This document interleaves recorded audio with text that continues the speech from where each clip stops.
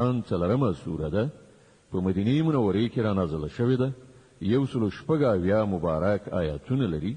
تلاوت او پښتو ترجمه یې له 128 آیت څخه اوري. أعوذ بالله من الشيطان الرجيم وإن امرأة خافت من بعلها نشوزا أو إعراضا فلا جناح عليهما أن يصلحا بينهما صلحا والصلح خير وأحضرت الأنفس الشح وإن تحسنوا وتتقوا فإن الله كان بما تعملون خبيرا. کله چې کومه ښځه د خپل میړه له ناوړه چلن یا مخاړونې څخه په ویره کې وي نو هیڅ باک نشته چې میړه او میرمن د څه حقوقو په کمولو زیاتولو باندې په خپل منځو کې روغه جوړه وکړي. روغه جوړه په هر حال ډیره ښه ده. نفس د زړه تنګۍ خواته ډیر ژر میلان کوي. خو که تاسو د احسان له لارې پیش آمد وکړئ او له خدای وویریږئ نو باور ولرئ چې الله به ستاسې له دې ډول کړو وړونه بې خبره نه وي. ولن تستطيعوا أن تعدلوا بين النساء ولو حرصتم فلا تميلوا كل الميل فتذروها كالمعلقة وإن تصلحوا وتتقوا فإن الله كان غفورا رحيما. د ښځو په منځ کې په ټوله معنا عدالت ستاسو په وس کې نشته. که تاسو وغواړئ هم نشئ کولای. له دې عمله د الهي قانون د هدف تر سره کولو لپاره دا کافي ده چې د یوې ښځې لوري ته دومره میلان مکوئ چې هاخوا هغه بله زوړنده یعنې بې سرنوشته پرېږدئ.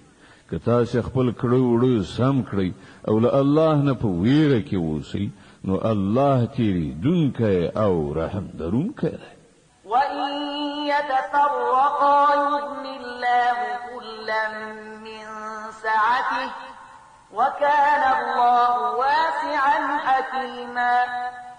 خو که میړه اړتینه یو له بله بیل هم شي نو الله به په خپل پراخ قدرت سره هر یو بل ته له محتاجینه بې نیازه کړي. د الله لمن ډیره ارته ده او هغه پوه او لیدونکی دی. ولله ما في السماوات وما في الأرض ولقد وصينا الذين أوتوا الكتاب من قبلكم وإياكم أن اتقوا الله وإن تكفروا فإن لله ما في السماوات وما في الأرض وكان الله غنيا حميدا. په اسمانونو او ځمکه کې چې هر څه دي ټول د همدې الله دی. له تاسو نه مخکې چې مونږ چاته کتاب ورکړی وو هغو ته مو همدا لارښودنه کړې وه او تاسو ته هم اوس همدا لارښودنه کوو چې د خدای له ویرې سره کار وکړئ. خو که تاسو نه منئ نو مې منئ. د اسمانونو او ځمکې د ټولو شیانو څښتن یوازې الله دی او هغه بې نیازه دی. د هرې ثنا ستاینې مستحق دی. ولله ما في السماوات وما في الأرض وكفى بالله وكيلا. هو د هغو ټولو شیانو چې په اسمانونو او ځمکه کې دي یوازې همدا الله مالک دی او د کارسازي لپاره صرف همغه کافي دی. إن يشأ يذهبكم أيها الناس ويأتي بآخرين وكان الله على ذلك قديرا. که هغه وغواړي نو تاسو به ایسته کړي او ستاسو پر ځای به نور خلک راولي او هغه په دې پوره برلاسی دی. من كان يريد ثواب الدنيا فعند الله ثواب الدنيا والآخرة وكان الله سميعا بصيرا. څوک چې صرف د دنیا د ثواب غوښتونکی وي هغه ته دا څرګنده وي چې له الله سره د دنیا ثواب هم شته او د آخرت ثواب هم او الله اوریدونکی او د هر څه لیدونکی دی. يا أيها الذين آمنوا كونوا قوامين بالقسط شهداء لله ولو على أنفسكم أنفسكم أو الوالدين والأقربين إن يكن غنيا أو فقيرا فالله أولى بهما فلا تتبعوا الهوى أن تعدلوا وإن تلووا أو تعرضوا فإن الله كان بما تعملون خبيرا. ای مؤمنان، د عدالت لمبرداران او د خدای لپاره شاهدان اوسئ. که څه هم چې ستاسې د عدالت کولو او شاهدۍ زیان په خپله تاسې یا ستاسې مور او پلار یا ستاسې خپلو خپلوانو ته راجع کیږي هم د معاملې لوری شتمن وي او که بېوزله الله له تاسې نه زیات د هغه خیر غوښتونکی دی. په دې اساس د خپلو نفسي غوښتنو د پیروۍ له امله عدالت مه پرېږدئ. او که تاسې ګډې وډې وایاست یا له رښتیا ویلو نه ډډه وکړئ نو وپوهیږئ چې تاسې چې څه کوئ الله پرې خبر دی. يا أيها الذين آمنوا بالله ورسوله والكتاب الذي نزل على رسوله والكتاب الذي أنزل من قبل ومن يكفر بالله وملائكته وكتبه ورسله واليوم الآخر فقد ضل ضلالا بعيدا. ای مؤمنان، په الله او پر رسول او په هغه کتاب ایمان راوړئ چې الله پر خپل پیغمبر باندې نازل کړی دی او په هر هغه کتاب چې له دې نه مخکې هغه نازل کړی دی. چا چې الله د هغه له فرښتو، د هغه له کتابونو، د هغه له رسولانو او د آخرت له ورځې نه انکار وکړ هغه په گمراهۍ کې سرګردان ډیر لرې لاړ. إن الذين آمنوا ثم كفروا ثم آمنوا ثم كفروا ثم ازدادوا كفرا لم يكن الله ليغفر لهم ولا ليهديهم سبيلا. پاتې شول هغه کسان چې ایمان راوړ بیا کافر شول، بیا په خپل کفر کې زیات پرمختګ وکړ، نو الله به هیڅ کله هغو ته بخښنه ونه کړي او نه به هیڅ کله هغو ته سمه لاره وښیي. بشر المنافقين بأن لهم عذابا أليما. او کوم منافقان چې مؤمنان پرېږدي له کافرانو سره ملګرتیا کوي هغو ته دا زیری واوروه چې د هغو لپاره دردناکه سزا تیاره ده. الذين يتخذون الكافرين أولياء من دون المؤمنين أيبتغون عندهم العزة فإن العزة لله جميعا. ایا دا خلک د عزت لاسته راوړلو لپاره هغو ته ورځي؟ په داسې حال کې چې هر راز عزت یوازې د الله لپاره دی. وقد نزل عليكم في الكتاب أن إذا سمعتم آيات الله يكفر بها ويستهزأ بها فلا تقعدوا معهم حتى يخوضوا في حديث غيره إنكم إذا مثلهم إن الله جامع المنافقين والكافرين في جهنم جميعا. الله په دې کتاب کې تاسو ته پخوا امر کړی دی چې په هر ځای کې واورئ چې د الله د آیاتونو څخه انکار کیږي او مسخري ورپورې کیږي هلته مه کښېنئ تر هغه چې خلک په کومه بله خبره کې مصروف شي. اوس که تاسې داسې کوئ نو تاسې هم د هغو په څیر یاست. باور ولرئ چې الله منافقان او کافران په دوزخ کې یو ځای راغونډوي. الذين يتربصون بكم فإن كان لكم فتح من الله قالوا ألم نكن معكم وإن كان للكافرين نصيب قالوا ألم نستحوذ عليكم ونمنعكم من المؤمنين فالله يحكم بينكم يوم القيامة ولن يجعل الله للكافرين على المؤمنين سبيلا. دا کافران ستا په باب انتظار باسي که د الله لوري برای ستا په برخه شي نو را بشي و به وایي آیا مونږ له تا سره نه وو؟ که د کافرانو په لدره نشي نو هغه ته به وایي چې آیا مونږ دا نشو کولای چې ستاسو پر خلاف وجنګیږو او سره لدی هم مونږ تاسو له مسلمانانو څخه وساتلی خنو الله بستاسي او د هغو معاملې د آخرت په ورځ فیصله کړي او په دې فیصله کې الله د کافرانو لپاره پر مسلمانانو باندې د برلاسي کېدو هیڅ کومه لاره نه ده جوړه کړې.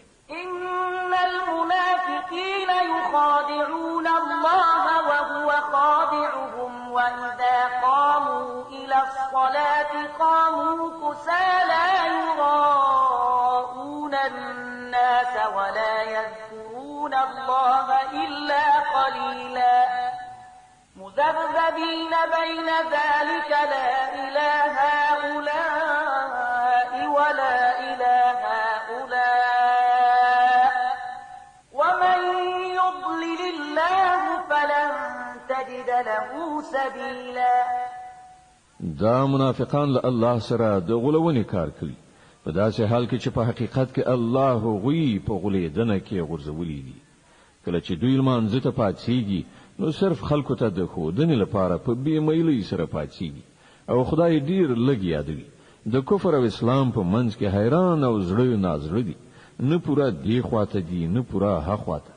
څوک چې خدای گمراه کړی وي هغه ته کومه لاره نشي موندلی. يا أيها الذين آمنوا لا تتخذوا الكافرين أولياء من دون المؤمنين أتريدون أن تجعلوا لله عليكم سلطانا مبينا. اے مؤمنان، د مؤمنانو په ځای له کافرانو سره ملګرتیا مه کوئ. آیا تاسو غواړئ چې الله ته د ځان په خلاف څرګند سند ورکړئ؟ إن المنافقين في الدرك الأسفل من النار ولن تجد لهم نصيرا. باور ولرئ چې منافقان به د دوزخ تر ټولو لاندنۍ طبقې ته لاړ شي او ته به هیڅوک د هغوی مرستندوی ونه مومي. إلا الذين تابوا وأصلحوا واعتصموا بالله وأخلصوا دينهم لله فأولئك مع المؤمنين وسوف يؤتي الله المؤمنين أجرا عظيما. البته له هغو څخه چې کوم کسان توبه وباسي او خپل کړه وړه سم کړي او د الله لمن ونیسي او خپل دین د الله لپاره خالص وګرځوي، داسې خلک له مؤمنانو سره دي او الله به مؤمنانو ته ارومرو لوی ثواب ور په برخه کړي. ما يفعل الله بعذابكم إن شكرتم وآمنتم وكان الله شاكرا عليما.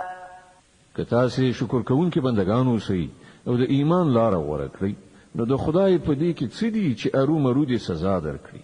الله ډیر قدردان او د ټولو په حال خبر دی. لا يحب الله الجهر بالسوء من القول إلا من ظلم وكان الله سميعا عليما. الله دا نه خوښوي چې انسان په بده وینا خوله پرانیزي مګر دا چې په یو چا ظلم شوی وي او الله دا هر څه اوریدونکی او په هر څه پوهیدونکی دی. النساء چې د قرآن عظیم الشان څلورمه سوره ده په مدینه منورې کې را نازله شوې ده. 106 آیاتونه لري. تلاوت او پښتو ترجمه یې تاسو له 109 آیت څخه اورئ. إن تبدوا خيرا أو تخفوه أو تعفو عن سوء فإن الله كان عفوا قديرا. که هم د مظلومیت په صورت کې تاسو د بل وینا حق لرئ، خو که تاسو په ښکارا او په پټه کې غنه کوئ یا لکتر لګا له بدی نسترګې پټې کړئ نو د الله هم دا صفت دی چې هغه ستر بخونکی دی په داسې حال کې چې په سزا ورکولو پورا قادر دی. إن الذين يكفرون بالله ورسله ويريدون أن يفرقوا بين الله ورسله ويقولون نؤمن ببعض ونكفر ببعض ويقولون نؤمن ببعض ونكفر ببعض ويريدون أن يتخذوا بين ذلك سبيلا أولئك هم الكافرون حقا وأعتدنا للكافرين عذابا مهينا.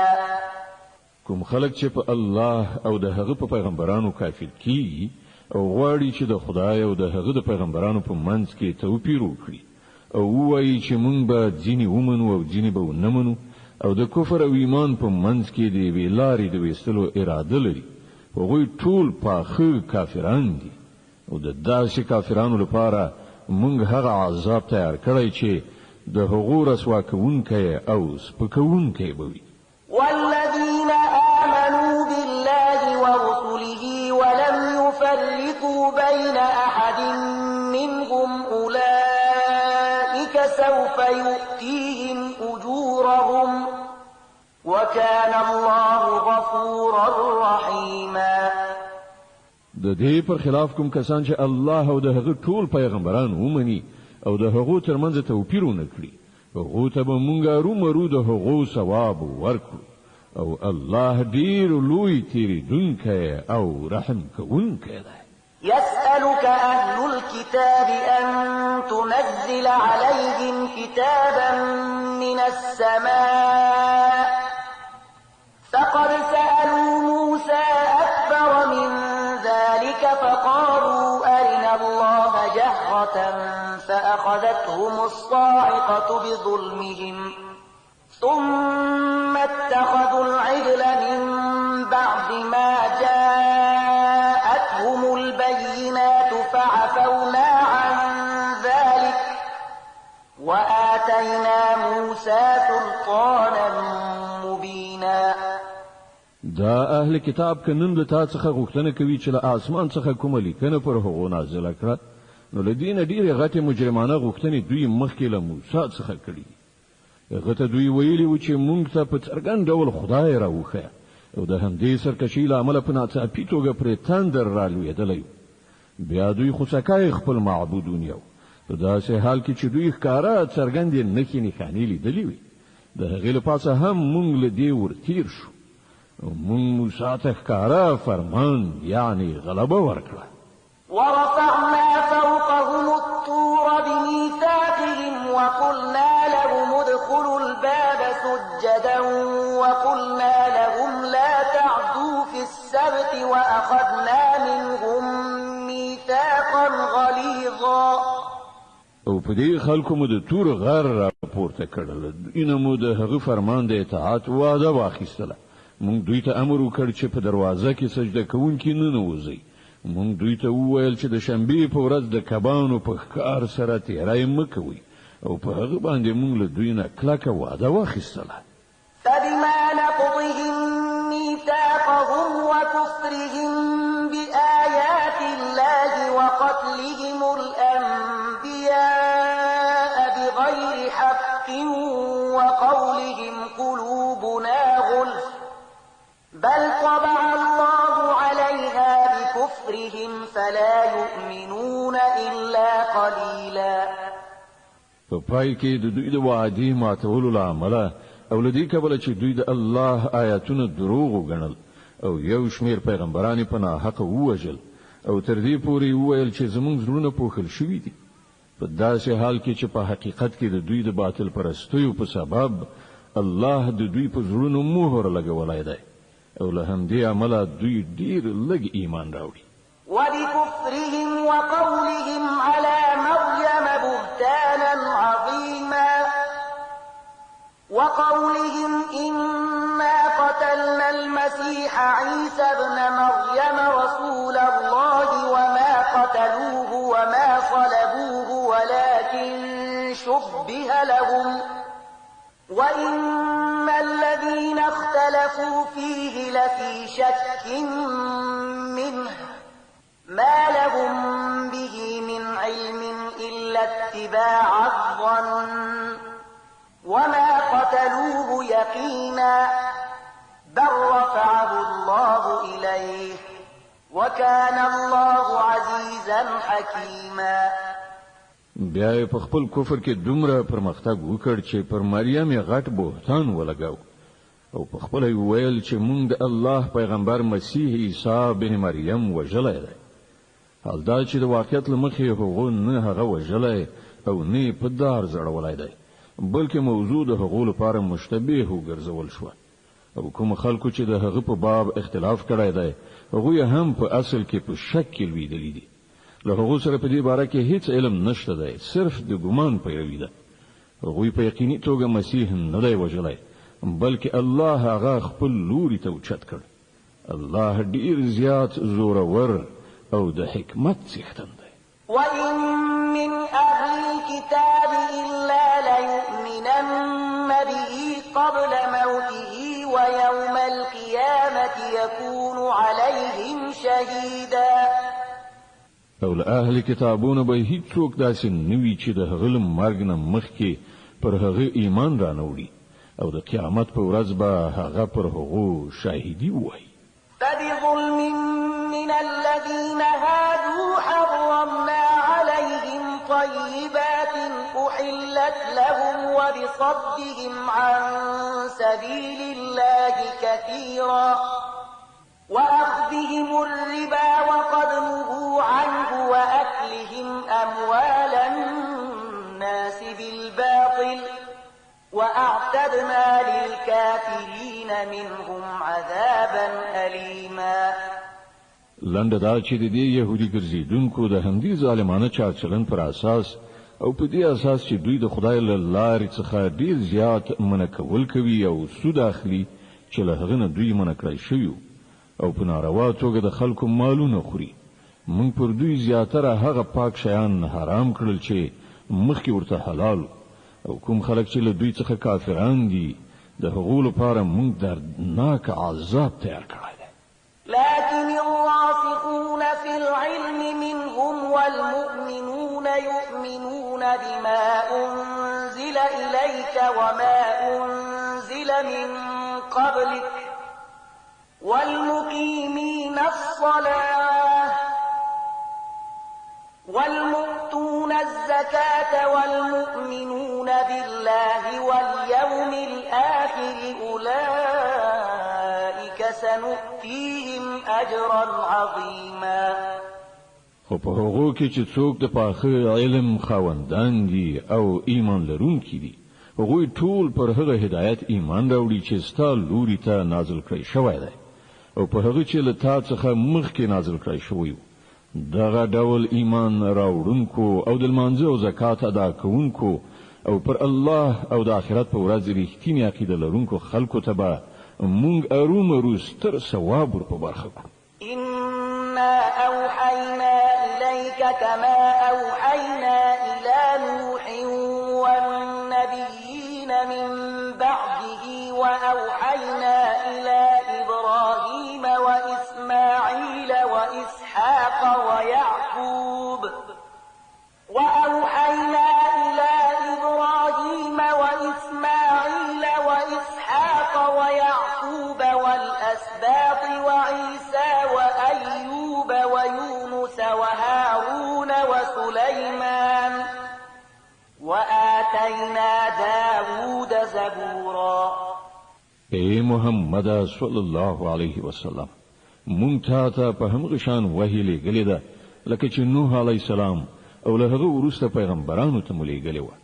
مونږ ابراهیم علی السلام، اسماعیل علی السلام، اسحاق علی السلام، یعقوب علی السلام، د یعقوب علی السلام زوجات عیسی علی السلام، ایوب علی السلام، یونس علی السلام، هارون علی السلام او سلیمان علی السلام ته وحی ولګله. مونږ داوود ته زبور ورکړ. ورسلا قد قصصناهم عليك من قبل ورسلا لم نقصصهم عليك وكلم الله موسى تكليما. مونږ پر هغو پیغمبرانو هم وحی نازل کړی چې د هغو یادونه مولدین مخکې تا ته کړی ده او پر هغو پیغمبرانو هم چې د هغو یادونه مو تا ته نه ده کړی. مونږ له موسی علی السلام سره داسې خبرې کړې دي لکه څنګه چې خبرې کیږي. رسلا مبشرين ومنذرين لئلا يكون للناس على الله حجة بعد الرسل وكان الله عزيزا حكيما. دا ټول پیغمبران زیری ورکوونکي او ویرونکي لیږل شوي وو تر څو چې د هغو له پیغمبر کولو نه وروسته له خلکو سره د الله په مقابله کې څه سند پاتې نشي او الله په هر حال غالبیدونکی او حکیم او د پوهې څښتن دی. لكن الله يشهد بما أنزل إليك أنزله بعلمه والملائكة يشهدون وكفى بالله شهيدا. که خلک یې نه مني نو نه دي مني خو الله شاهدي وهي چې څه چې هغه پر تا نازل کړي دي په خپل علم سره نازل کړي دي او پر دې پرختیا هم شاهدان دي که څه هم چې د الله شاهد کېدل بیخي کفایت کوي. إن الذين كفروا وصدوا عن سبيل الله قد ضلوا ضلالا بعيدا. کوم خلک چې د دې له منلو څخه هم په خپل منکرېږي او هم نور د خدای له لارې نه منع کوي هغوی په یقیني توګه له حق نه ډېر لرې په ګمراهۍ کې لوېدلي. إن الذين كفروا وظلموا لم يكن الله ليغفر لهم ولا ليهديهم طريقا إلا طريق جهنم خالدين فيها أبدا وكان ذلك على الله يسيرا. په همدې ډول کوم کسانو چې د کفر او سرغړونې لاره غوره کړه او ظلم او تیری ته یې ملا وتړله الله به هیڅکله هغوی ته بخښنه ونه کړي او هغوی ته به د دوزخ له لارې پرته بله لاره ونه ښیي چې هلته به هغوی تل اوسېدونکي وي. د الله لپاره دا څه ګرانه خبره نه ده. يا أيها الناس قد جاءكم الرسول بالحق من ربكم فآمنوا خيرا لكم وإن تكفروا فإن لله ما في السماوات والأرض وكان الله عليما حكيما. اے خلکو دا پیغمبر تاسو ته ستاسو د رب لوري له حق سره درغلی دی. ایمان راوړئ همدا ستاسو لپاره ډیره ښه ده او کوي نه منئ وپوهیږئ چې په اسمانونو او ځمکه کې چې هر څه دي ټول د الله دي او الله هم د علم خاوند دی او هم د حکمت. يا أهل الكتاب لا تغلوا في دينكم ولا تقولوا على الله إلا الحق إنما المسيح عيسى ابن مريم رسول الله وكلمته ألقاها إلى مريم وروح منه فآمنوا بالله ورسله ولا تقولوا ثلاثة انتهوا خيرا لكم إنما الله إله واحد سبحانه أن يكون له ولد له ما في السماوات وما في الأرض وكفى بالله وكيلا. اے اهل کتابو په خپل دین کې افراط مکوئ او الله تعالی حق پرته بل هیڅ خبره مو منسوبوي. مسیح عیسی بن مریم لدی پرته چې د الله یو پیغمبر او یو فرمانو نور څه نو چې الله مریم ته ولېږه او د الله له لوري یو روح چې د مریم پر رحم کې د معصوم بڼه غوره کړه. نو تاسو په الله او د هغه په پیغمبرانو ایمان راوړئ او مو وایي چې خدای درې دي. منشي دا هم دا ستاسو لپاره ډیره ښه ده. الله خو صرف همدا یو الله دی. هغه له دین لوړ دی چې کوم څوک د هغه زوی اوسي. د اسمانونو او ځمکې ټول شیان د هغه ملکیت دی او د هغو د ساتنې څارنې لپاره یوازې هماغه کافي دی. لن يستنكف المسيح أن يكون عبدا لله ولا الملائكة المقربون ومن يستنكف عن عبادته ويستكبر فسيحشرهم إليه جميعا. مسیح هیڅکله دا خبره شرم نه ګڼي چې هغه د الله یو بنده اوسي او نه مقرب پرښتې دا خبره د ځان لپاره شرم ګڼي.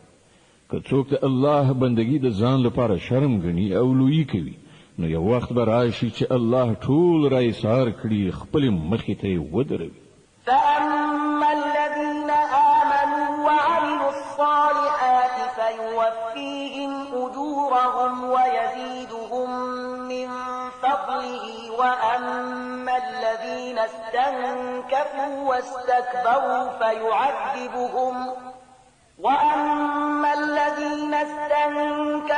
واستكبروا فيعذبهم عذابا أليما ولا يجدون لهم من دون الله وليا ولا نصيرا. په هغه وخت کې به هغه خلک چې ایمان راوړی دی نیک عمل غوړه کړی دی خپل ثوابونه به پوره بشپړ ومومي او الله به د خپل لورین لمخې هغو ته زیات اجر ور په برخه کړي. او کوم خلکو چې بندگی شرم ګڼلې او لوی کړي ده هغو ته به الله دردناک عذاب ورکړي او له الله نه پرته چې هغوی د هر چا په ساتنه پالنه او مرسته ډاډه دي له هغو نه به هیڅوک هغوی هلته ونه مومي. يا أيها الناس قد جاءكم برهان من ربكم وأنزلنا إليكم نورا مبينا. فأما الذين آمنوا بالله واعتصموا به فسيدخلهم في رحمة منه وفضل ويهديهم إليه صراطا مستقيما. اے خلکو ستاسو د رب لوري تاسو ته روښانه دلیل راغلی دی او موږ ستاسو لوري ته داسې روښنايي درلېږلې ده چې تاسو ته په ښکاره څرګنده لارښوونکې ده. اوس چې کوم کسان د الله خبره ومني او د هغه د پناه په لټه کې شي الله به هغوی ته د خپل رحمت او د خپل پیرزوینې او مهرباني په لمن کې ځای ورکړي او خپل لوري ته دراتک به ورته سم لار وښيي. يستفتونك قل الله يفتيكم في الكلالة إن امرؤ هلك ليس له ولد وله أخت فلها نصف ما ترك وهو يرثها إن لم يكن لها ولد فإن كانت اثنتين فلهما الثلثان مما ترك وإن كانوا إخوة رجالا ونساء فللذكر مثل حظ الأنثيين يبين الله لكم أن تضلوا والله بكل شيء عليم.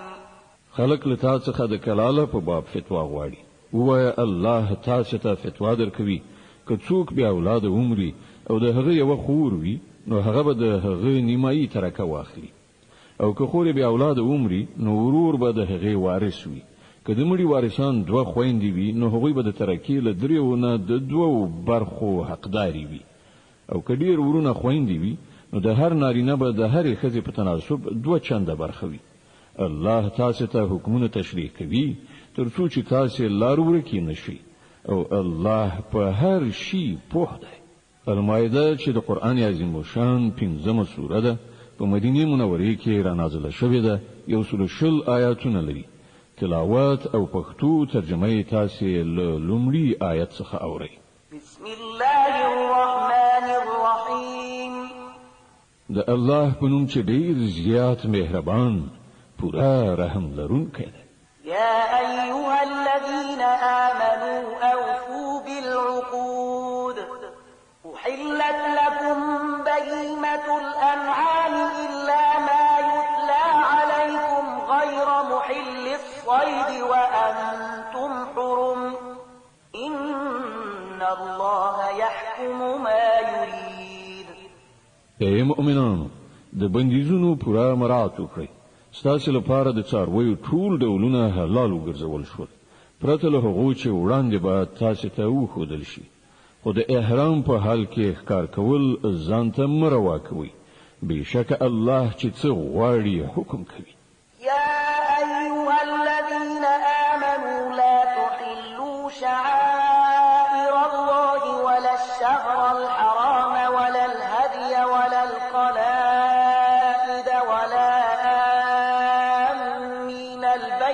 الحرام يبتغون فضلا من ربهم ورضوانا وإذا حللتم فاصطادوا ولا يجرمنكم شنآن قوم أن صدوكم عن المسجد الحرام أن تعتدوا وتعاونوا على البر والتقوى ولا تعاونوا على الإثم والعدوان واتقوا الله إن الله شديد العقاب.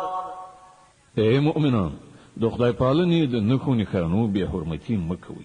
مه له حرامو میاشتو نه کومه یوه حلالوئ، مه د قربانۍ څارویو ته لاس غځوئ، مه هغو څارویو ته لاس وروړئ چې د هغو په غاړو کې خدای ته د نذراني په توګه پټۍ اچول شوي وي. مه هغه خلک ځوروئ چې د خپل رب د فضل او د هغه د خوشحالۍ په لټه کې د کعبې د محترم کور په لوري ځي. هو، کله چې د احرام حالت ایسته شي نو تاسې ښکار کولی شئ او ګورئ یوې ډلې چې ستاسې لپاره د مسجد حرام لاره بنده کړې ده، نو پر هغې باندې ستاسې غصه دې تاسې دومره توجن نه کړي، یعنی دې ته مو نه هڅوي چې تاسې هم د هغو په خلاف په ناروا تېرویو لاس پورې کړئ.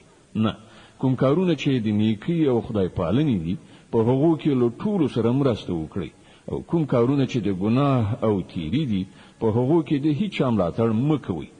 له الله نه وویریږئ، د هغه عذاب ډیر سخت دی.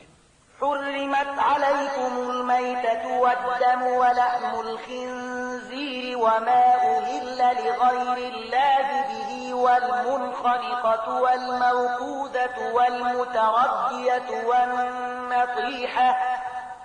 والنطيحة وما أكل السبع إلا ما ذكيتم وما ذبح على النصب وأن تستقسموا بالأزلام ذلكم فسق.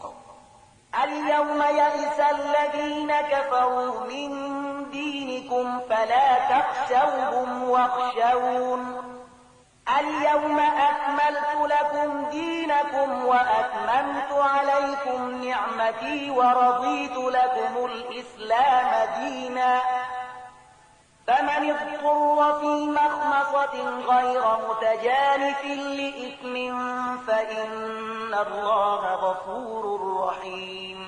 پر تاسې حرام کړی شوه مرداره، یعنی د خپل مړ شوي څاروي غوښه، وینه، د خوک غوښه، هغه څاروی چې له خدایه پرته د کوم بل چا په نوم ذبح کړی شوی وي، هغه چې په ستوني خفه کېدو، په زخمي کېدو یا له لوړې نه په راغورځېدو مړ شوی وي، یا هغه چې کوم جناور شری کړی وي پرته له هغه چې تاسې هغه ژوندی موندلی او ذبح کړی وي، او هغه څاروی چې د کوم چا په دربار کې ذبح کړی شوی وي.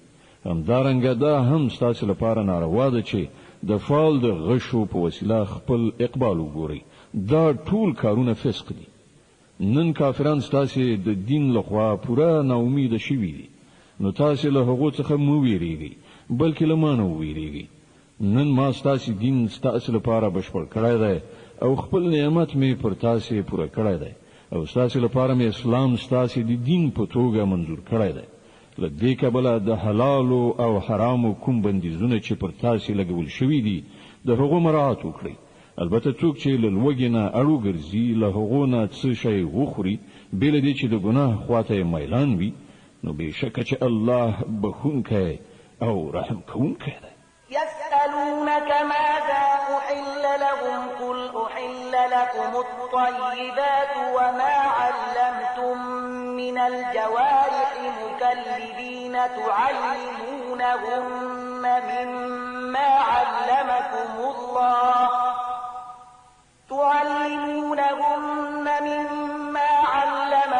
الله فكلوا مما أمسكن عليكم واذكروا اسم الله عليه واتقوا الله إن الله سريع الحساب. خلق پوښتنه کوي چې هغه ته څه شی حلال کړی شوی دي، وایه تاسو ته ټول پاک شیان حلال کړی شوی دي، او کوم ښکاري ځناور چې تاسو یې مخته کړی وي هغه ته مو د خدای درکړي علم په اساس د ښکار تعلیم ورکړی وي، هغه ځناور چې کوم شی ستاسو لپاره ونیسي د هغه خوراک هم تاسو ته روا ده، البته پر هغه باندې د الله نوم واخلي او د الله د قانون د ماتولو نه ویریږي د الله په حساب اخیستنه کې څه ځن نه راځي. اليوم أحل لكم الطيبات وطعام الذين أوتوا الكتاب حل لكم وطعامكم حل لهم والمحصنات من المؤمنات والمحصنات من الذين أوتوا الكتاب من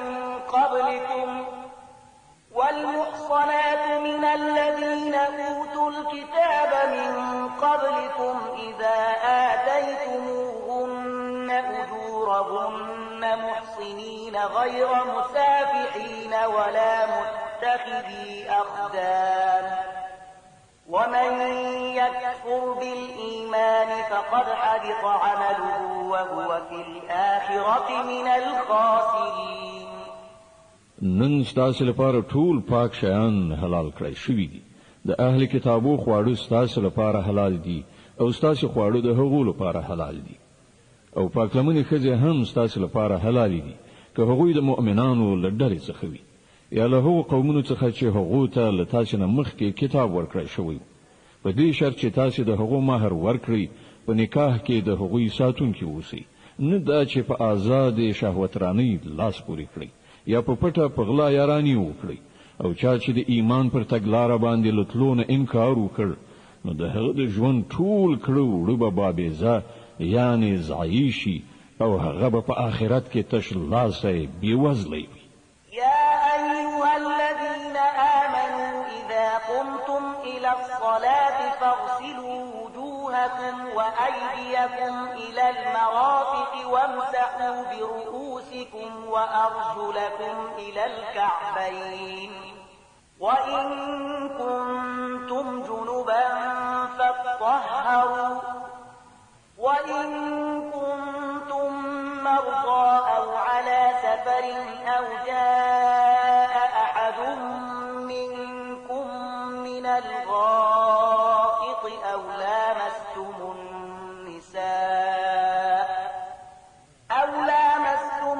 النساء فلم تجدوا ماء فتيمموا صعيدا طيبا فامسحوا بوجوهكم وأيديكم منه ما يريد الله ليجعل عليكم من حرج ولكن يريد ليطهركم وليتم نعمته عليكم لعلكم تشكرون. اے مؤمنان، کله چې تاسو د لمانځلو لپاره پاڅېږئ نو باید چې خپل مخونه او لاسونه تر څنګلو پورې ووینځئ، په سرونو باندې لاسونه راکاږئ او پښې تر پنډکیو پورې ووینځئ. که د جنابت په حال کې یاست نو په لمبلو یعنی غسل ځان پاک کړئ. که ناروغان یا مسافر یاست یا له تاسو نه کوم څوک له حاجت پوره کولو نه راشي یا تاسو په ښځو لاس لګولی وي او اوبو نه مومئ نو له پاکې خاورې نه کار واخلئ، پر هغې لاسونه ووهئ، په خپلو مخونو او لاسونو باندې راکاږئ. الله نه غواړي چې ژوند در باندې تنګ کړي، خو هغه غواړي چې تاسو ستره کړي او خپل نعمت پر تاسو پوره کړي. ښایي چې تاسو شکر ایستونکي شئ. واذكروا نعمة الله عليكم وميثاقه الذي واثقكم به إذ قلتم سمعنا وأطعنا واتقوا الله إن الله عليم بذات الصدور.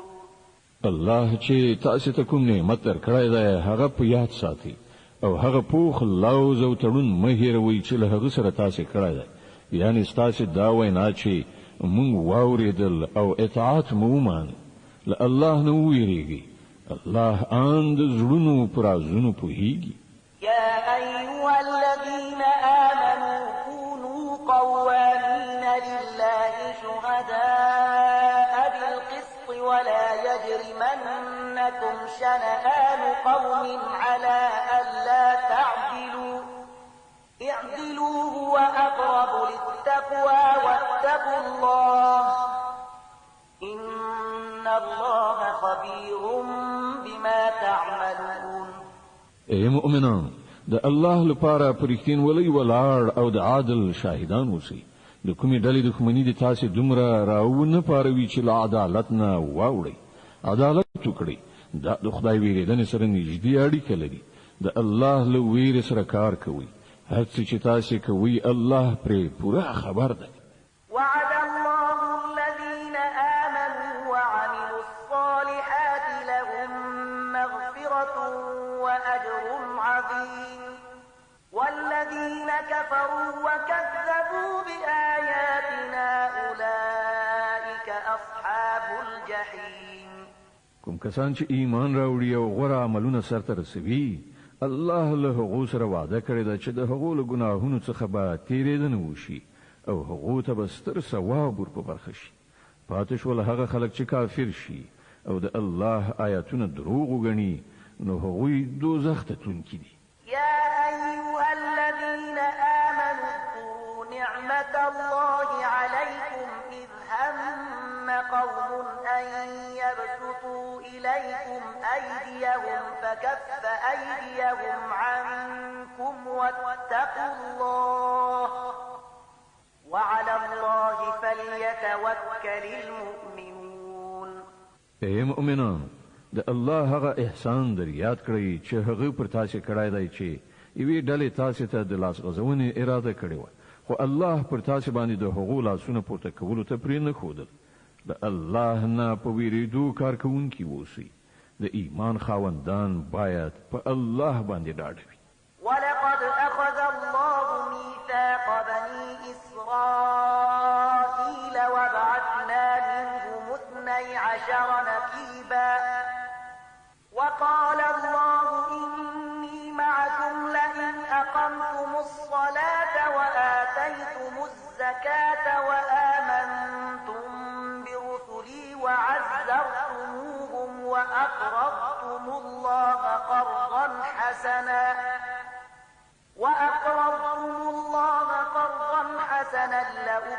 لأكفرن عنكم سيئاتكم ولأدخلنكم جنات تجري من تحتها الأنهار فمن كفر بعد ذلك منكم فقد ضل سواء السبيل الله له بني اسرائیل نه په وعده اخیستې و او په هغو کې 12 نقیبان یعنی وکیلان ټاکلي او هغه ته ویلي و چې زه له تاسو سره یم که تاسو المنځ برقرار کړ زکات مو ورکړ زما پیغمبران مو ومنل د هغو ملاتړ مو وکړ او خپل خدای ته مو خپور یعنی قرض حسنه ورکړ باور ولرئ چې زه به تاسو ناوړتیاوي یعنی ګناهوي له تاسو څخه ایسته کړم او تاسو به داسې باغونو ته نه باسم چې تر هغو لاندې به ویالي بهیږي خو له دې وروسته چې له تاسو نه چا د کفر چلند غوره کړ نو په حقیقت کې هغه سواء السبیل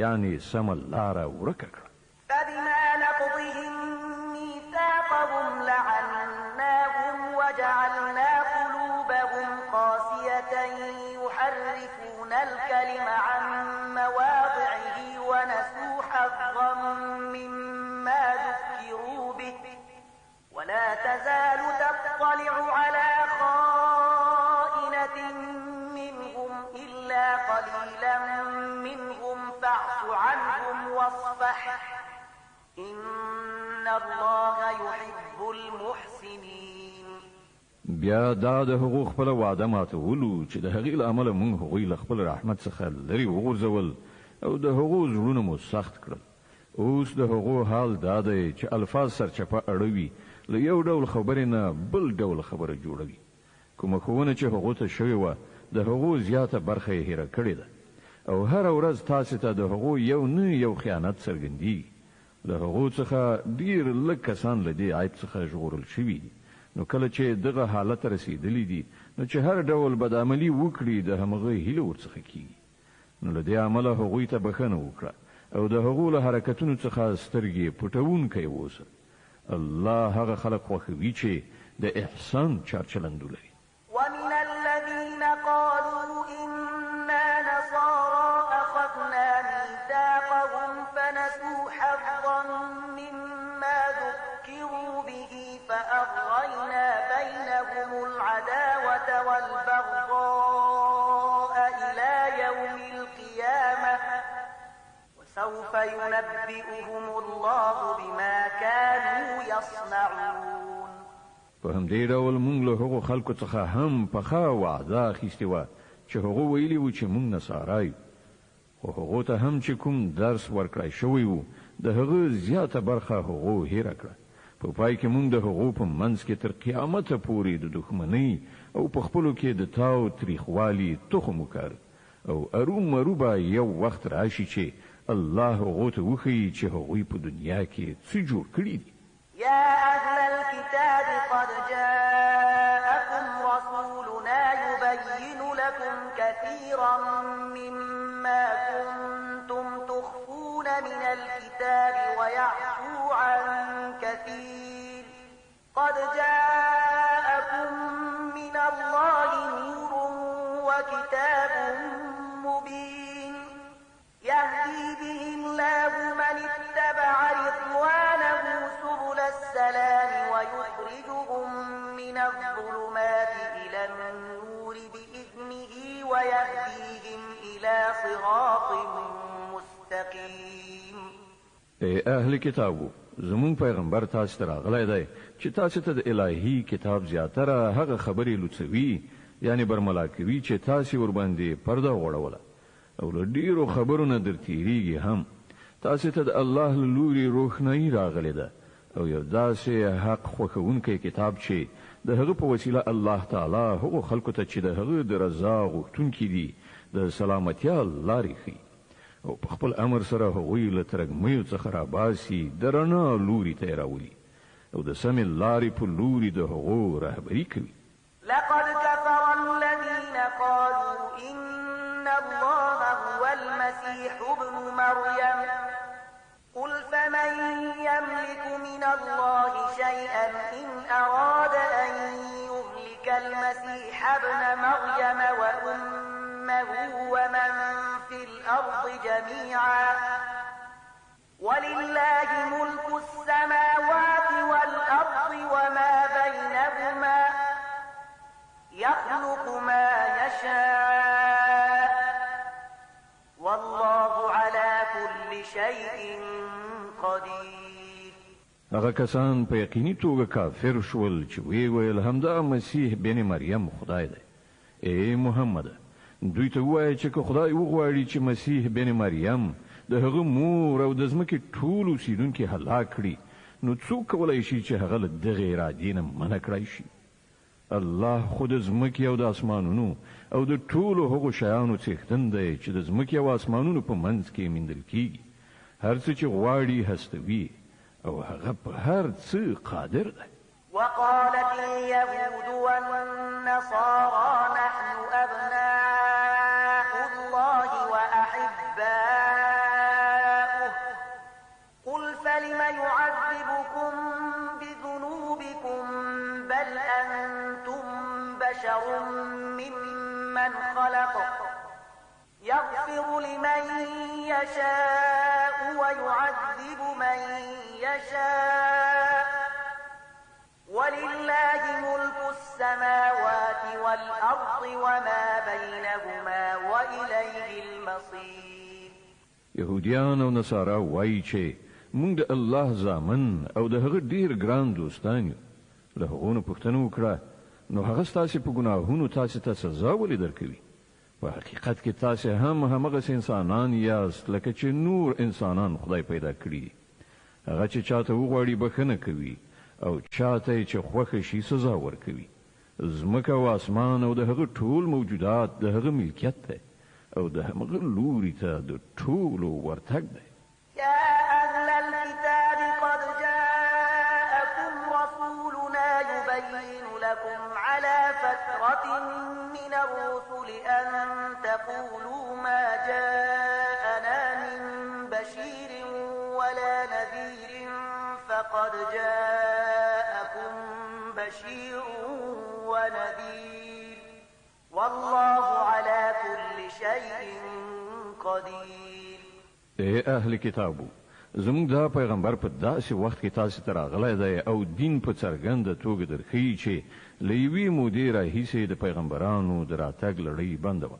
تر څو چې بیا تاسو دا ونه ویلای شي چې مونږ ته کوم زیری کوونکی او ویرونکی نه دی راغلی نو ګوري اوس هغه زیری کوونکی او ویرونکی راغی او الله په هر څه باندې برلاس دی.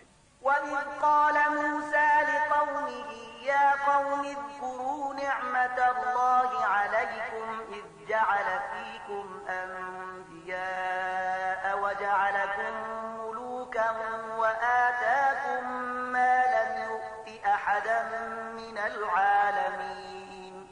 په یاد لرئ کله چې موسی خپل قوم ته ویلي و چې ای زما قومه د الله هغه نعمت در په زړه کړئ چې هغه تاسو ته در په برخه کړی و. هغه په تاسو کې پیغمبران پیدا کړل، تاسو فرمان روایان وګرځولئ او تاسو ته هغه څه درکړل چې په نړۍ کې هیڅ چاته نو ورکړي.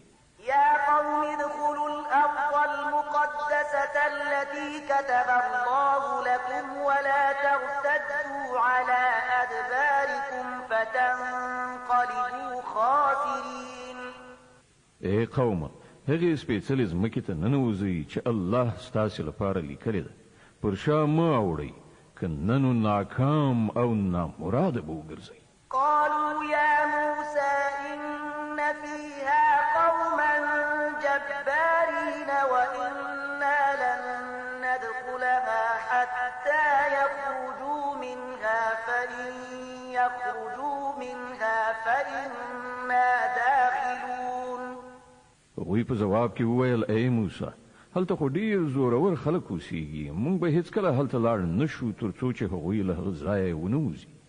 هو که هغوی ووتل نو موږ به د ورننوتلو لپاره چمتو یو. قال رجلان من الذين يخافون أنعم الله عليهم ادخلوا عليهم الباب فإذا دخلتموه فإنكم غالبون وعلى الله فتوكلوا إن كنتم مؤمنين. په هغو ویریدونکو کې دوه تنه داسې هم وو چې پر هغو باندې الله خپل نعمت پیرزو کړی. هغوی وویل چې د دې جبارانو د مقابلې لپاره له دروازې نه دننه ورشي. کله چې تاسو دننه ورسیږئ نو تاسو به برلاسي یاست. په الله ډاډه اوسئ که تاسو مؤمنان یئ. قالوا يا موسى إنا لن ندخلها أبدا ما داموا فيها فاذهب أنت وربك فقاتلا إنا هاهنا قاعدون. خو هغوی بیا هم دا وویل چې ای موسی مونږ خو به هلته هیڅکله ور نه شو تر څو چې هغوی هلته وي. ته او ستا رب دواړه لاړ شئ او وجنګېږئ، مونږ دلته ناست یو. قال رب إني لا أملك إلا نفسي وأخي فافرق بيننا وبين القوم الفاسقين. موسی وویل ای زما پروردګاره زما په واک کې هیڅ نشته بې زما له خپل ځان او زما له ورور نه، نو ته مونږ له دغو سرکشانو څخه بیل کړه. قال فإنها محرمة عليهم 40 سنة يتيهون في الأرض فلا تأس على القوم الفاسقين. الله جواب ورکړ خنو هغه هیواد تر 40 کلونو پورې پر دوی حرام دی. دوی به په ځمکه کې لالهان د سرګردانه وګرځي. د دې سرکشانو په حالات اندېښمن کېږه مه. واتل عليهم نبأ ابني آدم بالحق إذ قربا قربانا فتقبل من أحدهما ولم يتقبل من الآخر قال لأقتلنك قال إنما يتقبل الله من المتقين. او لکشان دوی ته د آدم د دو زامنو قصه هم بشپړه واوروه. کله چې هغوی دواړو قرباني وکړه نو له هغو څخه د یو قرباني قبوله شوه او د بل قبوله نه شوه. هغه وویل زه به تا ووژنم. هغه ځواب ورکړ الله خو یوازې د پرهیزګارانو نظرونه قبلوي. لئن بسطت إلي يدك لتقتلني ما أنا بباسط يدي إليك لأقتلك إني أخاف الله رب العالمين. که ته زما د وژلو لپاره لاس پورته کړې نو زه ستا د وژلو لپاره لاس نه پورته کوم. زه له رب العالمین څخه ویریږم. إني أريد أن تبوء بإثمي وإثمك فتكون من أصحاب النار وذلك جزاء الظالمين. زه غواړم چې زما او ستا خپله ګناه ستا پر غاړه شي او دوزخي شي. همدا د ظالمانو د ظلم وړ سزا ده. فطوعت له نفسه قتل أخيه فقتله فأصبح من الخاسرين. په پای کې د هغه نفس د خپل ورور وژل د هغه لپاره آسان کړل او هغه د هغه په وژلو د هغو خلکو له جملې څخه شو چې زیانکاران دي. فبعث الله غرابا يبحث في الأرض ليريه كيف يواري سوءة أخيه قال يا ويلتى أعجزت أن أكون مثل هذا الغراب فأواري سوءة أخي فأصبح من النادمين. بیا الله یو کارغی ولیږي چې د ځمکې په کیندلو یې لاس پورې کړ تر څو چې هغه ته وښیي چې د خپل ورور جثه څنګه پټه کړي. د دې کار په لیدلو هغه وویل افسوس پر ما د دې کارغه په څیر هم ونه شو کړای چې د خپل ورور د جثې د پټولو تدبیر مې کړی وای. له هغه وروسته یې په خپلو کړو ډیره پښیمانتیا وکړه. من أجل ذلك كتبنا على بني إسرائيل أنه من قتل نفسا بغير نفس أو فساد في الأرض فكأنما قتل الناس جميعا أنه من قتل نفسا بغير نفس أو فساد في الأرض فكأنما قتل الناس جميعا ومن أحياها فكأنما أحيا الناس جميعا ولقد جاءتهم رسلنا بالبينات ثم إن كثيرا منهم بعد ذلك في الأرض لمسرفون. له همدې امله موږ پر بني اسرائیلو دا فرمان لیکلی و چې چا چې یو انسان د وینې له بدلې یا په ځمکه کې له فساد خورولو پرته په کوم بل علت وواژه داسې وګڼه لکه چې هغه ټول انسانان وژل او چا چې څوک له مرګه وژغوره داسې وګڼه لکه چې هغه ټولو انسانانو ته ژوند وروباښه. خو د هغو حال دا دی چې هغو ته زموږ پیغمبران پر لپسې له روښانه څرګندو لارښودنو سره راغلل. سره له دې هم د هغو زیاتره کسان په ځمکه کې زیاتی کوونکي دي. إنما جزاء الذين يحاربون الله ورسوله ويسعون في الأرض فسادا أن يقتلوا أو يصلبوا أو تقطع أيديهم وأرجلهم من خلاف أو ينفوا من الأرض ذلك لهم خزي في الدنيا ولهم في الآخرة عذاب عظيم. کوم خلک چې الله او د هغه پیغمبر سره جنگي او په ځمکه کې د دې لپاره منډې تړي کوي چې فساد را ولاړ کړي د هغو سزا دا ده چې ووجل شي یا په دارو زړول شي یا د هغو لاسونه په خیر رد بدل غوټي کړای شي یا له وطن وشړل شي. دا ذلت او سپکاوی خو د هغو لپاره په دنیا کې ده او په آخرت کې د هغو لپاره لدین لویه سزا ده. إلا الذين تابوا من قبل أن تقدروا عليهم فاعلموا أن الله غفور رحيم. حکم خلق چې توبه وباسي مخکې لدینه چې تاسو پر تسلط ومومئ تاسو ته څرګندوي چې الله بخونکی او رحم کوونکی دی. د المائده مبارکه سوره چې د قران عظیم شان 15مه سوره ده په مدینه منوره کې را نازله شوې ده. 100 مبارک آیاتونه لري. تلاوت او پښتو ترجمه یې له 15 آیات څخه اوري. يا أيها الذين آمنوا اتقوا الله وابتغوا إليه الوسيلة وجاهدوا في سبيله لعلكم تفلحون. اے مؤمنانو له الله نو ویریږئ او د هغه په حضور کې د مشرف کېدو وسیله ولټوئ او د هغه په لار کې جد او جهاد وکړئ ښایي چې تاسو ته بریالیتوب در په برخه شي. الذين كفروا لو أن لهم ما في الأرض جميعا ومثله معه ليفتدوا به من عذاب يوم القيامة ما تقبل منهم ولهم عذاب أليم. خو په هیږي چې کوم کسانو چې د کفر رویا غوړه کړې ده که د هغو په لاس کې د ټول ځمکې شتمنۍ وي او همدومره نوره هم ورسره او هغوی وغواړي چې هغه په فدیه کې ورکړي د قیامت د ورځې له عذابه وژغورل شي بیا به هم هغه ورڅخه قبوله نه کړی شي او هغو ته به دردناک عذاب ورسیږي. يريدون أن يخرجوا من النار وما هم بخارجين منها ولهم عذاب مقيم. هغوی به غواړي چې د دوزخ له اور نه په تیښته ووځي خو نه به شي وتلی او هغوی ته به دایمي عذاب ورکړی شي. والسارق والسارقة فاقطعوا أيديهما جزاء بما كسبا نكالا من الله والله عزيز حكيم. او غل که ښځه وي که نارینه د دواړو لاسونه پرې کړئ دا د هغو د خپلې ګټې بدله ده او د الله له لوري د عبرت وړ سزا. د الله قدرت پر ټولو غالب دی او هغه د پوهې او حکمت څښتن دی.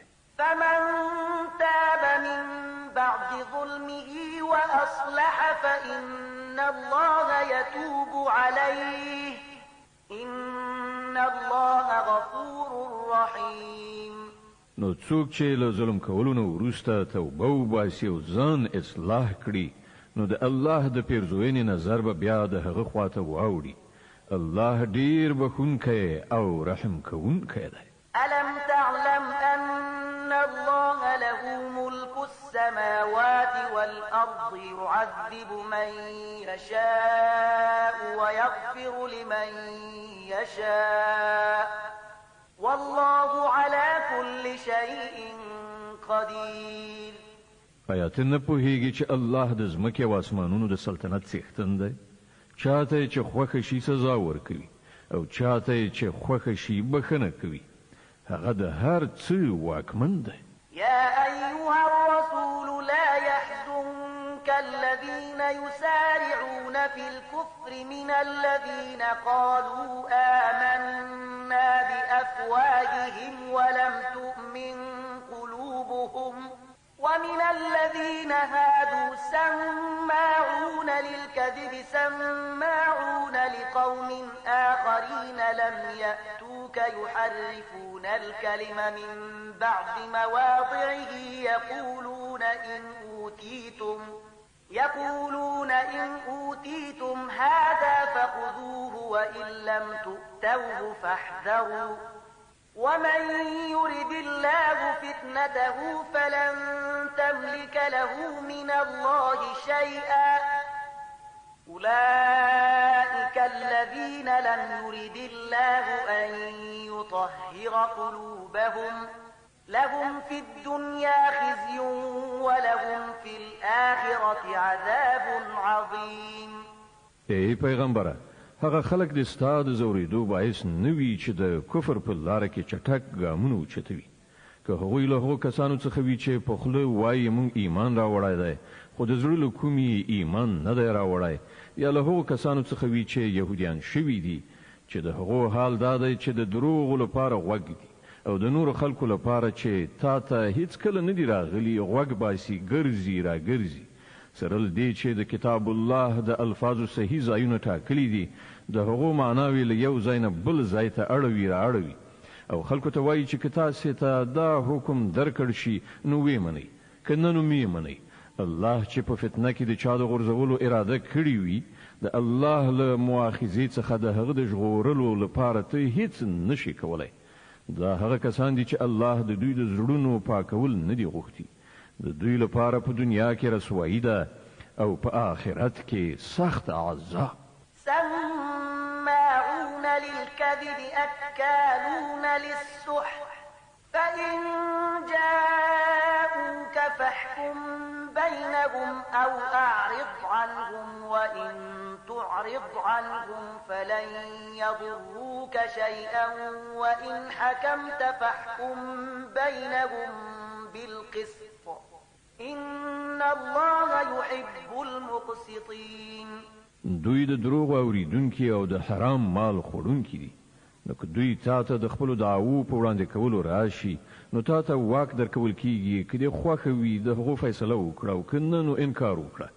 که انکار وکړې نو دوی تاته هیڅ زیان نشي رسولی او که فیصله کوي نو د عدالت په اساس یې وکړه چې الله عدالت کوونکي خوښوي. وكيف يحكمونك وعندهم التوراة فيها حكم الله ثم يتولون من بعد ذلك وما أولئك بالمؤمنين. او دوی ته څنګه فیصله کوونکی ټاکي چې له دوی سره تورات موجود دی په هغه کې د الله حکم لیکل شوی دی او سره له دې هم دوی ورڅخه مخ اړوي. اصلي خبره دا ده چې دا خلک له سره ایمان نه لري. إنا أنزلنا التوراة فيها هدى ونور يحكم بها النبيون الذين أسلموا للذين هادوا والربانيون والأحبار بما استحفظوا من كتاب الله وكانوا عليه شهداء فلا تخشوا الناس واخشوني ولا تشتروا بآياتي ثمنا قليلا ومن لم يحكم بما أنزل الله فأولئك هم الكافرون. مونږ تورات نازل کړل چې په هغه کې لارښوونه او روښنايي وه.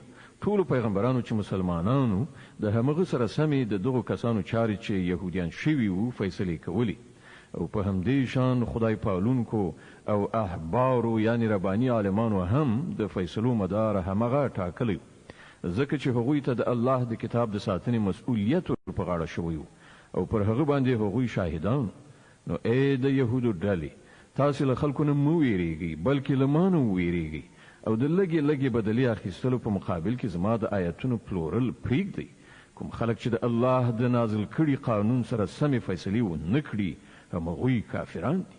وكتبنا عليهم فيها أن النفس بالنفس والعين بالعين والأنف بالأنف والأذن بالأذن والسن بالسن والجروح قصاص فمن تصدق به فهو كفارة له ومن لم يحكم بما أنزل الله فأولئك هم الظالمون.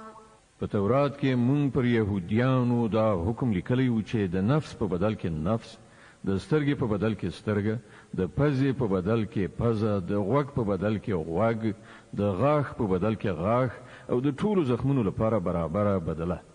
نو که څوک قصاص صدقه کړي نو هغه د هغه لپاره کفاره ده او کوم خلک چې د الله د نازل کړي قانون سره سم فیصله ونه کړي همغوی ظالمان دي. وقفينا على آثارهم بعيسى ابن مريم مصدقا لما بين يديه من التوراة وآتيناه الإنجيل فيه هدى ونور من التوراة وآتيناه الإنجيل فيه هدى ونور ومصدقا لما بين يديه من التوراة وهدى وموعظة للمتقين. بیا مونږ له هغو پیغمبرانو وروسته د مریم علیه السلام زوی عیسی علیه السلام ولیږه.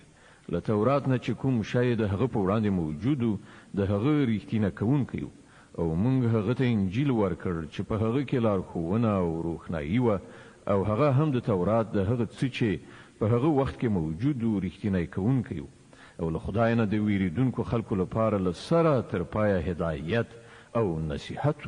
وليحكم أهل الإنجيل بما أنزل الله فيه ومن لم يحكم بما أنزل الله فأولئك هم الفاسقون. زمونږ حکم و چې د انجیل خاوندان دې له هغه قانون سره سمه فیصله وکړي چې الله په هغه کې نازل کړی دی او کوم خلک چې د الله د نازل کړي قانون سره سمه فیصله ونه کړي همغوی فاسقان دي.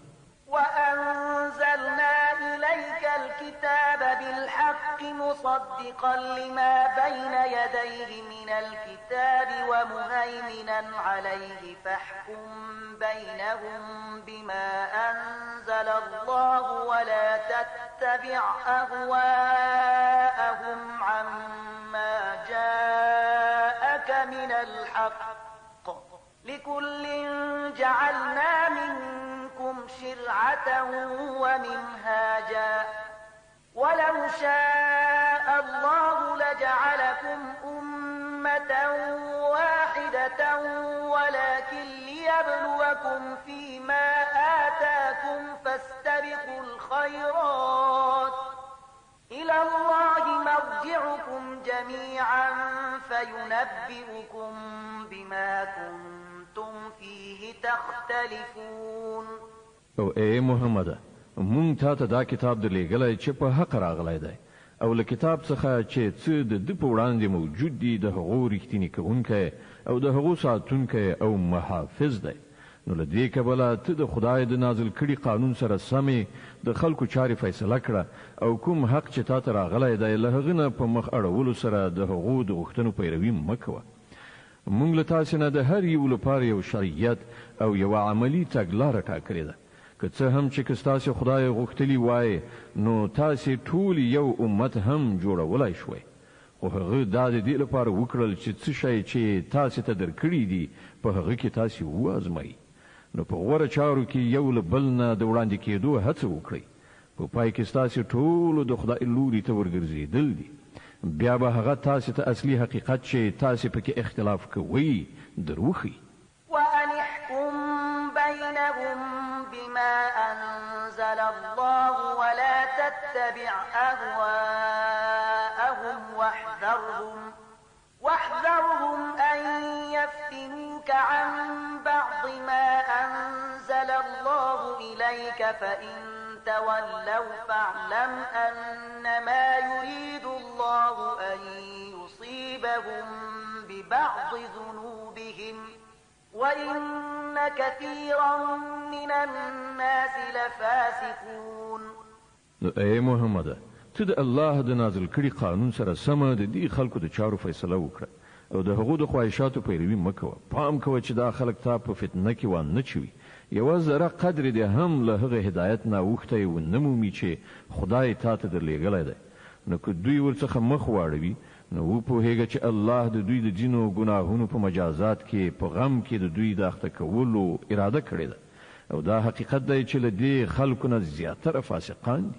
أفحكم الجاهلية يبغون ومن أحسن من الله حكما لقوم يوقنون. که دوی د خدای له قانون څخه مخ اړوي نو آیا بیا د جاهلیت فیصله غواړي؟ په داسې حال کې کوم خلک چې په الله باور لري د هغو په نزد له الله نه بل غوره فیصله کوونکی هیڅ نشته. د المائده مبارکه سوره چې د قرآن عظیم شان 15مه سوره ده په مدینه منورې کې را نازله شوې ده. 120 مبارک آیاتونه لري. تلاوت او پښتو ترجمه یې له 50 آیت څخه اورئ. يا أيها الذين آمنوا لا تتخذوا اليهود والنصارى أولياء بعضهم أولياء بعض ومن يتولهم منكم فإنه منهم إن الله لا يهدي القوم الظالمين. اے مؤمنانو، يهوديان او عیسایان خپل ملګری منیسي. دوی په خپل منځو کې سره ملګری دي او کله تاسو نه څوک هغوی خپل ملګری نیسي نو بیا هغه هم په همغو کې شمیرل کی. په دې کې شک نشته چې الله ظالمان له خپل لارښوونې څخه بې برخې کوي. فترى الذين في قلوبهم مرض يسارعون فيهم يقولون نخشى أن تصيبنا دائرة فعسى الله أن يأتي بالفتح أو أمر من عنده فيصبحوا على ما أسروا في أنفسهم نادمين. ته ګوري چې د چا په زړونو کې چې د نفاق ناروغي ده هغوی په همغوی کې په منډو تړو اوړي راوړي وایي مونږ ویریږو چې چیرې مونږ په کوم غم اخته نشو خو لرې نه ده چې کله الله تاسې ته غوڅ برای در په برخه کړي یا له خپل لوري نه کومه بله خبره څرګنده کړي نو دا خلک به په خپل دغه منافقت کې چې په زړونو کې پټوي پښیمانه وي. ويقول الذين آمنوا أهؤلاء الذين أقسموا بالله جهد أيمانهم إنهم لمعكم حبطت أعمالهم فأصبحوا خاسرين. او په هغه وخت کې به مؤمنان وایي آیا دا همغه خلک دي چې د الله سره په کلکو قسمونو خوړلو یې باور درکوو چې مونږ له تاسې سره یو د هغوی ټول عملونه به بېځا یعنې ضایع شول او په پای کې دوی ناکام او نامراده پاتې شول.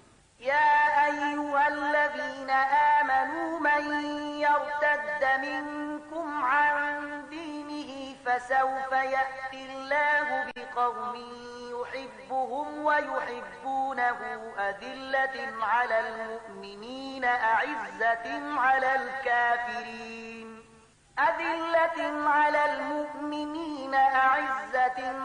الكافرين يجاهدون في سبيل الله ولا يخافون لومة لائم ذلك فضل الله يؤتيه من يشاء والله واسع عليم.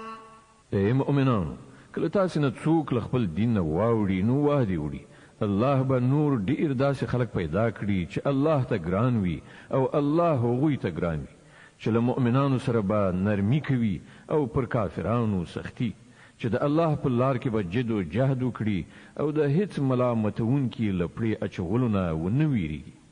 دا د الله فضل دی چاته چې خوښه شي ور په برخه کوي. الله د پراخه وسایلو څښتن او په هر څه پوهیږي.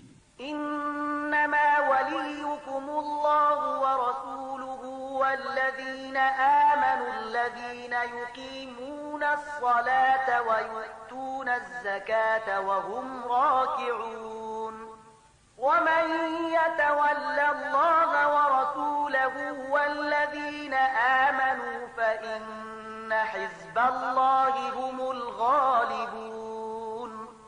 ستاسې ملګري خو په حقیقت کې یوازې الله او د الله پیغمبر او هغه مؤمنان دي چې لمونځونه قایموي زکات ورکوي او د الله په وړاندې سرټیټونکي دي او څوک چې الله او د هغه پیغمبر او مؤمنان خپل ملګري نیسي هغه ته دې څرګندوي چې همدا د الله ډله غالبیدونکې ده. يا أيها الذين آمنوا لا تتخذوا الذين اتخذوا دينكم هزوا ولعبا من الذين أوتوا الكتاب من قبلكم والكفار أولياء واتقوا الله إن كنتم مؤمنين. اے مؤمنانو لتاسې نه د مخکنیو اهل کتابو کوم خلکو چې ستاسې دین د ټوکو او ساتیري مورد ګرځولی دی هغوی او نور کافران خپل دوستان او ملګري منیسئ له الله نه وویریږئ که مؤمنان یاست. وإذا ناديتم إلى الصلاة اتخذوها هزوا ولعبا ذلك بأنهم قوم لا يعقلون. کله چې تاسې د لمانځه لپاره ندا کوئ نو هغوی ورپورې ملنډې وهي او لوبې ورسره کوي. د دې دلیل دا دی چې هغوی پوهه نه لري. قل يا أهل الكتاب هل تنقمون منا إلا أن آمنا بالله وما أنزل إلينا وما أنزل من قبل وأن أكثركم فاسقون. دوی ته ووایه ای اهل کتابو تاسې چې په کومه خبره له موږ سره وران یاست هغه له دې پرته نور څه دي چې موږ پر الله او د دین په هغه ښوونه ایمان راوړی دی چې موږ ته نازله شوې ده او له موږ نه مخکې هم نازله شوې وه او له تاسې نه زیاتره خلک فاسقان دي. قل هل أنبئكم بشر من ذلك مثوبة عند الله من لعنه الله وغضب عليه وجعل منهم القردة والخنازير وعبد الطاغوت أولئك شر مكانا وأضل عن سواء السبيل. بیا وای آیا زه هغه خلک دروغ یم چې د هغو عاقبت د خدای په وړاندې د فاسقانو له عاقبت څخه هم ډیر بد دی. هغه کسان چې الله ور باندې لعنت کړی او غضب ور باندې نازل کړی چې له هغو څخه بیزوګان او خوګان جوړ شول چې هغوی د غیر الله د قانون اطاعت وکړ. د هغو درجه لا ډیره زیاته بده ده او هغوی له سواء السبیل یعنی سم لارې څخه ډیر زیات منحرف شوي. وإذا جاءوكم قالوا آمنا وقد دخلوا بالكفر وهم قد خرجوا به والله أعلم بما كانوا يكتمون. کله چې دوی تاسو ته راځي نو وایي چې موږ ایمان راوړی، حال دا دی چې د کفر سره راغلي وو او له کفر سره بیرته لاړل او الله ښه پوهیږي چې څه دوی په زړونو کې پټ کړي دي. وترى كثيرا منهم يسارعون في الإثم والعدوان وأكلهم السحت لبئس ما كانوا يعملون. ته ګوري چې له هغو څخه زیاتره خلک د ګناه، ظلم او زیاتی په چارو کې په منډو تړو اوړي راوړي او حرام مال خوري. ډېر ناوړه حرکتونه دي چې دوی کوي. لولا ينهاهم الربانيون والأحبار عن قولهم الإثم وأكلهم السحت لبئس ما كانوا يصنعون.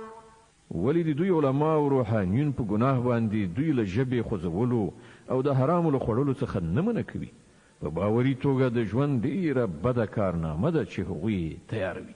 وقالت اليهود يد الله مغلولة غلت أيديهم ولعنوا بما قالوا بل يداه مبسوطتان ينفق كيف يشاء وليزيدن كثيرا منهم ما أنزل إليك من ربك طغيانا وكفرا وألقينا بينهم العداوة والبغضاء إلى يوم القيامة كلما أوقدوا نارا للحرب أطفأها الله ويسعون في الأرض فسادا والله لا يحب المفسدين. يهوديان وایي د الله لاس تړل شوی دی، و تړل شول د دوی لاسونه او پر دوی باندې لعنت ووري د دې بې ځایه ناوړه وینا په اساس چې دوی کوي. د الله لاسونه آزاد دي، څنګه چې خوښه شي لګښت کوي. حقیقت دا دی کوم کلام چې ستا د رب له لوري پر تا نازل شوی دی هغه برعکس له هغو څخه د زیاترو خلکو د سرکشۍ او باطل پرستۍ د زیاتوالي موجب ګرځېدلی دی او د دې په بدله کې موږ د هغو په منځ کې تر قیامته پورې عداوت او دښمني اچولې ده. کله چې دوی د جنگ اور په لمبو راولي الله هغه مړ کړي. دوی په ځمکه کې د فساد خورولو هڅه کوي خو الله فساد راوړونکي هیڅکله نه خوښوي. ولو أن أهل الكتاب آمنوا واتقوا لكفرنا عنهم سيئاتهم ولأدخلناهم جنات النعيم. که د دې سرغړونې په ځای دغه اهل کتابو ایمان راوړی وای او له خدایه د ویریدو کړندارې غوره کړې وای نو موږ به د دوی بدۍ ورڅخه ایسته کړې وي او دوی به مو له نعمتونو څخه پر معمورو جنتونو ته ننویستلي وای. ولو أنهم أقاموا التوراة والإنجيل وما أنزل إليهم من ربهم لأكلوا من فوقهم ومن تحت أرجلهم منهم أمة مقتصدة وكثير منهم ساء ما يعملون. کاش کې دوی تورات او انجیل او هغه نور کتابونه قائم کړي وای چې د دوی د رب له لوري دوی ته لیږل شوي وو. که داسې کړي وای نو د دوی لپاره به له پاسه روزي ورېدله او له لاندې به راخوټېدله که څه هم چې په دوی کې ځینې خلک په سمه لاره تلونکي هم شته خو د دوی زیاتره ډېر بدعمله دي. صدق الله العظیم. الله ستر رښتیا ویونکی دی.